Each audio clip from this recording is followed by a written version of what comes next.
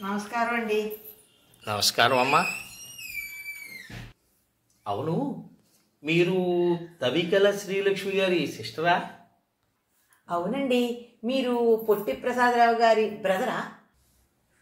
ఇంతకీ విషయం ఏంటమ్మా? నేను ఈ మధ్య కొన్ని కవితలు రాశానండి. ఉమ్, మచ్చుకొకటి వినిపిస్తాను, కాస్త ఓపిగ్గా వినండి. ఓపిక వినండి అంటుంది ఏమిటి?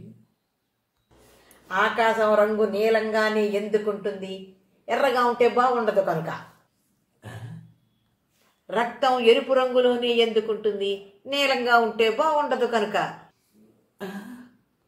మల్లె తెల్లగానే ఉంటే ఎందుకుంటుంది, నల్లగా ఉంటే బాగుండదు కనుక.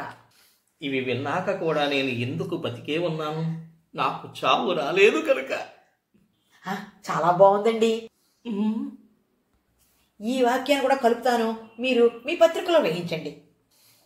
ఉమ్.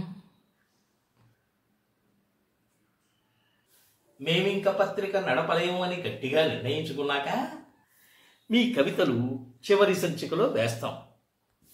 వీటిని ఇక్కడే ఉంచుతానమ్మా. మీవి రిలీజ్ అయ్యేసరికి మేము ఏ ఆఫ్రికాకు, ఏ అండమాన్ దీవులకు తలదాచుకోవడానికి పారిపోతాం. మీ కవితలు మాత్రం ఇక్కడే ఉంచుతామమ్మా. థ్యాంక్స్ అండి. పోతే ఎవరు పోతేనమ్మా? నేనా? అబ్బా కామెడీ.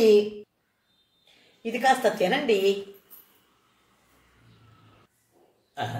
పోవడానికేనమ్మా? నేనే స్వయంగా తయారు చేసిన స్వీట్ అండి. వంట వార్పు శీర్షికలో మీరు ప్రచురించాలి. ఇంతకీ దీని పేరేంటమ్మా? అరటి పండు లంబా లంబా.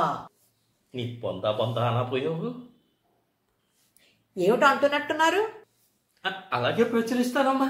అయినా దీన్ని తినటం ఎందుకు చెప్పు? మళ్ళీ రిస్క్. జీవితం మీద అంతో ఎంతో ఆశ ఉన్నవాడిని. దీన్ని ఇక్కడే ఉంచుదామమ్మా. అయితే వస్తానండి. మంచిది. వచ్చేసారి కొన్ని కవితలు, కొన్ని కొత్త రకం స్వీట్లు తీసుకొస్తానండి. మళ్ళీ మీరు ఎప్పుడు వస్తారో ముందుగా చెప్తే ఆ రోజు నేను సెలవు పెట్టుకుంటానమ్మా. అబ్బే, సెలవు పెట్టి వినవలసిన అవసరం లేదండి. మళ్ళీ ఆఫీస్కే వస్తాను. వెళ్ళిరమ్మా, వెళ్ళిరు. థ్యాంక్స్ అండి. ఇవి జాగ్రత్త అండి.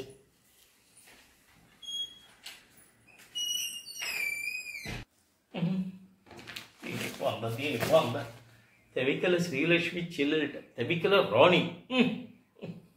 బాబోయ్,